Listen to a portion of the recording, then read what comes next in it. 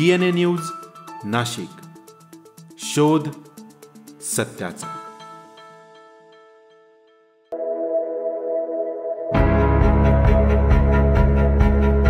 नाशिक महापालिकेतर्फे बेटी बचाओ बेटी पढाओ हे अभियान सुरू करण्यात आले। या उपक्रमाअंतर्गत नुकतंच प्रभात फेरीचं आयोजन करण्यात आलं होतं। या प्रभात फेरीमध्ये नागरिकांनी मोठ्या प्रमाणावर सहभागी झाल्याचं बघायला मिळालं।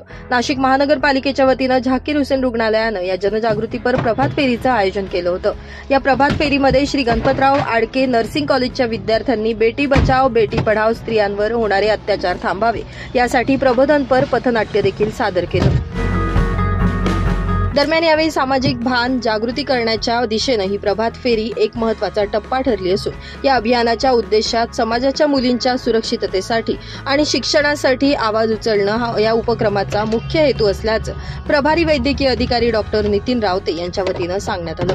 या अभियानामध्ये डॉक्टर झाकीर हुसेन रुग्णालयाचे प्रभारी अधिकारी डॉक्टर नितीन रावते, डॉक्टर अनिता हिरे, मेट्रन श्रीमती वासंती गावित व सर्व वैद्यकीय अधिकारी, कर्मचारी आणि विद्यार्थी मोठ्या संख्येनं सहभागी झाले होते। Bureau report, DNA Nashik news, Nashik.